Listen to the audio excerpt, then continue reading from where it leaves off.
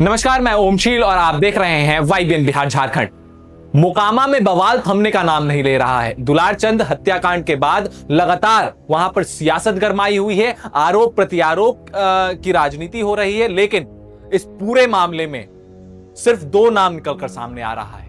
एक नाम छोटे सरकार कहे जाने वाले आनंद सिंह, तो वहीं दूसरी ओर दूसरे बाहुबली सूरजभान सिंह का नाम सामने आ रहा है। लगातार आरोप ये लगाए जा रहे हैं कि आनंद सिंह के समर्थकों द्वारा और आनंद सिंह द्वारा ये हत्या करवाया गया है, क्योंकि अगर आप इसके शुरुआती पन्नों को आप देखें और उसको जोड़ने की कोशिश करें तो कहा यह जा रहा था कि जो जनसुराज के प्रत्याशी थे और जो आरोप लगाए जा रहे थे कि नीलम देवी के बारे में कोई टिप्पणी की गई थी। नीलम देवी के बारे में जो टिप्पणी की गई उसको लेकर आनंद सिंह के समर्थक और आनंद सिंह नाराज चल रहे थे, जिसका नतीजा ये हुआ कि ये पूरा मामला एक हत्या के रूप में ले लिया और उनकी हत्या हुई ऐसा कहा जा रहा है। लेकिन सबसे बड़ा सवाल यहां पर ये निकल कर आ रहा है और सबसे बड़ी खबर यहां पर निकल कर आ रही है कि वीणा देवी, जो कि राजद की ओर से विधानसभा प्रत्याशी है मोकामा से, जो कि सूरजभान सिंह की पत्नी है, उनके काफिले पर हमला करवा दिया गया है, हमला कर दिया गया है। अब किसके द्वारा किया गया है इसकी पुष्टि अभी तक नहीं हो पाई है,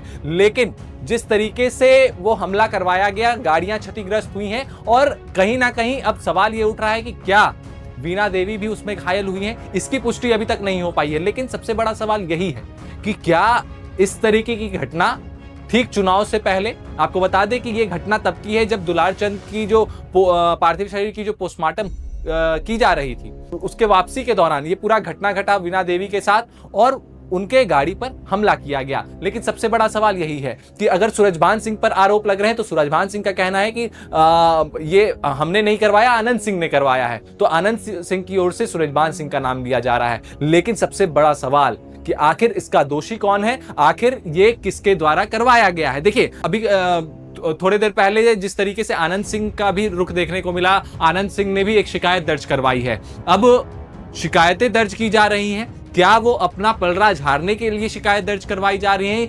या शिकायत दर्ज करवाया जा रहा है, या फिर मामला को पूरे मामले को कोई और मोड़ देने की कोशिश की जा रही है। क्योंकि जेडीयू के प्रत्याशी हैं आनंद सिंह, छोटे सरकार कहे जाते हैं, बाहुबली हैं, उन पर तमाम तरीके के आपराधिक आरोप पूर्व में भी लगते आए हैं और अभी ठीक चुनाव से पहले अगर ये आरोप लग रहा है तो ये एनडीए के लिए कहीं ना कहीं बहुत घातक साबित हो सकता है। लेकिन बड़ा सवाल ये कि जिस तरीके से अगर हम मोकामा की सीट को अगर देख लें, वहां के राजनीतिक समीकरण को समझें, तो दो भूमियार आमने सामने है, दो बाहुबली आमने सामने है। एक और आनंद सिंह है तो एक और माफ कीजिएगा, सूरजभान सिंह की पत्नी वीणा देवी हैं। तो कहीं ना कहीं दो भूमियारों का वोट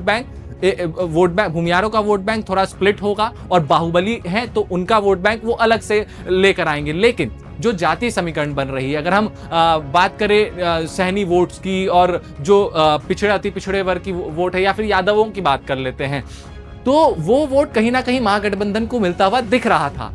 और आनंद सिंह का पहले से दबदबा है उस क्षेत्र में, वहां पर पे काफी सालों से वो शासन करते आए हैं, काफी दिनों से वो मोकामा की गद्दी को संभाल रहे हैं। लेकिन क्या इस बार मामला बिगड़ता हुआ दिख रहा है? क्योंकि देखिए, आनंद सिंह के फेवर में ये चुनाव था, लेकिन जिस तरीके से अब ये आपराधिक घटनाएं हो रही हैं, आपराधिक आरोप लग रहे हैं एक बार फिर से आनंद सिंह पे, वो कहीं ना कहीं आनंद सिंह के लिए मुश्किलें खड़ी कर सकते हैं। लेकिन अब आने वाले समय में क्या कुछ होता है, क्या आने वाले समय में ठीक चुनाव से पहले आनंद सिंह को क्या क्लियर मैंडेट मिल जाएगा या क्लियरिटी मिल जाएगी, क्लीन चिट मिल जाएगी और आनंद सिंह फिर से अपने एक पुराने दबदबा में आ जाएंगे और वो वोट बैंक को साधने में सफल रहेंगे। लेकिन वर्तमान की स्थिति यही है कि अपराध का आरोप और हत्या का आरोप एक तरीके से कह लें, जो राजनीतिक गलियारों में चर्चा है, ज्यादातर लोग वहां पर यही कह रहे हैं और जो